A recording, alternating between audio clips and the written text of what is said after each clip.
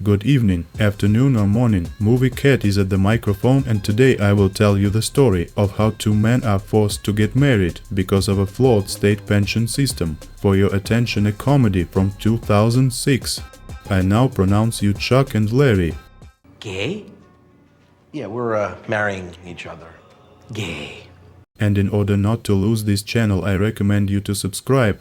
Chuck is a firefighter and a big favorite of the girls. During a basketball game, two twin sisters accuse him of cheating on each other. However, the charming Chuck easily gets out of it and would have left with the two of them if it was not a job. Somewhere a house is on fire and the brigade is moving out. Larry is Chuck's best friend and partner. Their motto at work is going in alive, coming out the same way. A woman meets them near a building on fire and asks them to save her son from the house. Having followed the voice into the room, the guys find a 600-pound man who says that he hasn't tried to walk for 5 years. The firefighters are figuring out how to get him out. Chuck offers to take the man down in pieces. However, a more humane decision was made, figuratively take him in tow. Having run part of the way and partly rolled head over heels, the firefighters still came out alive and also carried the food lover out of the house. On the way back, Chuck asks how Larry's children are doing. Larry replies that he is proud of his daughter, who plays football, and is a little worried about his son,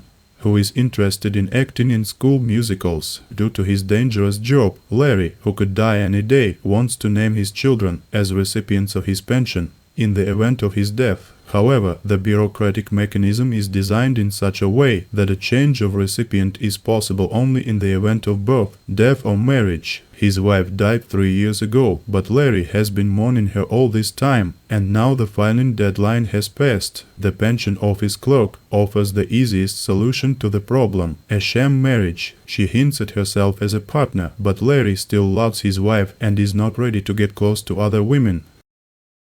The fire brigade goes to the next call, puts out the fire, then Chuck and Larry go into the house to conduct an inspection. Chuck goes to the top floor and, finding a fried rat there, jokingly invites his friend to eat it. Suddenly the ceiling beneath him collapses and Chuck hangs on his belts. He says he dropped and lost the fried rat, so Larry will try it next time. The belts don't hold up and Chuck falls, but Larry below, in an attempt to catch his partner, significantly softens his fall. At the hospital, Chuck thanks his friend for saving his life and, since he is now in debt, promises to do anything for Larry whenever he wants. The guys leave the hospital and Larry makes a difficult decision, quit the firefighter brigade, out of fear that his children will be left with nothing. However, in the evening, having come across an article in the newspaper about the rights of gay Americans and having thought about it a little, Larry comes to Chuck. He invites his friend to enter into a family partnership so that if Larry dies, Chuck will receive his pension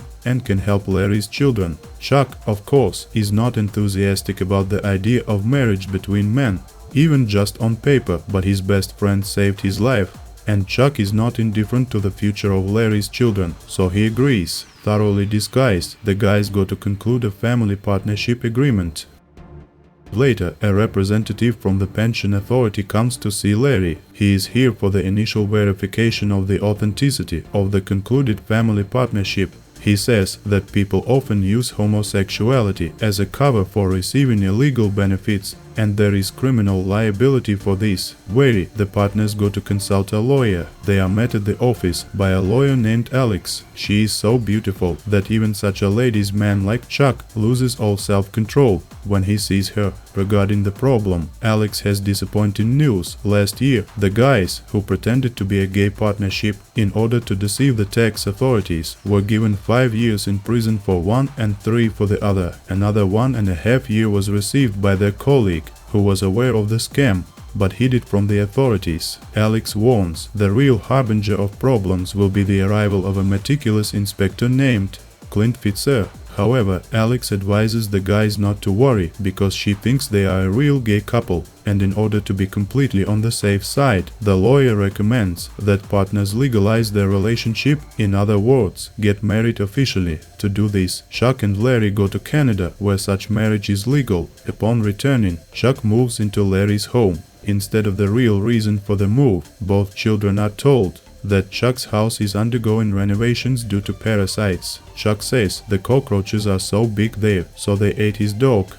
In the morning, Larry goes out to get a newspaper and runs into a man who, for some reason, is rummaging through a trash container. He introduces himself as Clint Fitzer, the same inspector from the financial service that Alex warned about. Fitzer says the law is harsh on those who try to defraud the government. And then he drive away. The license plate of his car says gotcha. The guys decide to prepare for future inspections and give the house a more homosexual look. At the store they buy melodramatic films and sensual music. There, Chuck runs into Alex, who invites the guys to a costume party for sexual minorities. There the guys drink a little, dance and meet Alex's brother, Kevin. At the exit, there are so-called defenders of traditional values waiting for them, who scold gays and shout that they should burn in hell. Frustrated by such an unfair attitude, Chuck stands up for the rights of sexual minorities, and when he is called a faggot, he hits the offender in the face. This moment ends up in the press, and the newspaper ends up in the hands of Captain Tucker, who does not believe that the guys are gay. He also doesn't want to know the truth about the fraud, so as not to be an accomplice in the scam. Later, Alex invites Chuck as a gay friend to go shopping. After shopping, they get caught in the rain and go to Alex's to dry out. Seeing her in her underwear, Chuck, already fascinated, has a hard time keeping himself from telling her the truth. Meanwhile, Larry goes to school to talk about his profession. However, the children respond by making very offensive remarks about his sexuality, having apparently heard them from their parents at home. In turn, the head of the parent committee removes Larry from Boy Scout trips with children and from a coaching position in a youth baseball league. At work, colleagues are also not happy with their partner's sexual orientation. They refuse to play basketball with Chuck and defiantly leave. A minute later, Fred, the guy who was recently transferred to this brigade for crushing down a wall by his previous captain, comes menacingly onto the site. Chuck, having prepared himself to be beaten, did not expect a hug from the dark-skinned, stern, big man. Fred admits that he is gay too and thanks the guy who inspired him to come out. Later, Chuck and Alex go to a movie together and then make friendship bracelets for each other. Alex begins to fall in love with the guy and ends up kissing him. Realizing that she is ruining the marriage, she asks Chuck to leave. At the same time, Fitzer appears at Larry's house and learns from the children that Chuck is hanging out with a lawyer. On this basis, partners quarrel. Chuck, in Larry's eyes, plays an irresponsible husband, and Chuck himself is tired of their scam because he cannot confess his feelings to the girl he fell in love with.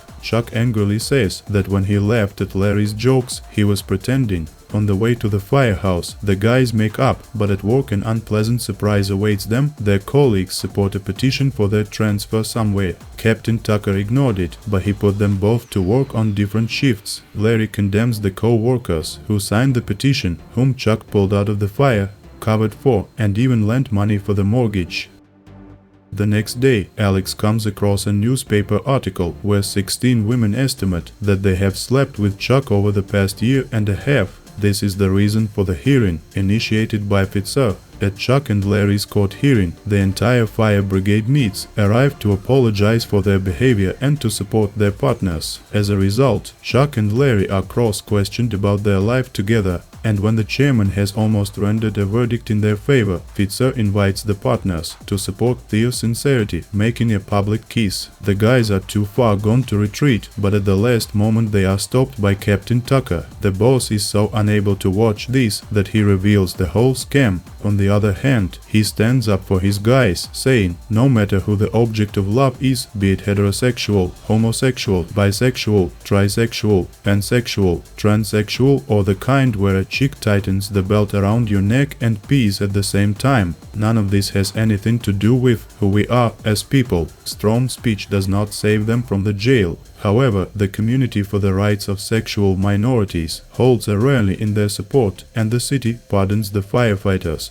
But in order to save face, the major asks them to do next. Chuck and Larry, first, must plead guilty to fraud in order to reclassify the accusation as an administrative kind, and secondly, the fire brigade has to be photographed on a charity calendar, collects funds that will help fight AIDS. 2 months later, fireman Fred and Kevin, Alex's brother, celebrate their wedding. At the banquet, Chuck says sorry Alex of deception. He still wears the friendship bracelet she made, and she wears it too, only on her leg. Alex asks Chuck to dance, which means she has forgiven him. At another table, Larry meets a girl. After 3 years of mourning for his wife, he is ready to move on. Thank you for watching. I think this is Adam Sandler's best film. And you? Write in the comments. Please give it a thumbs up and subscribe if you haven't already.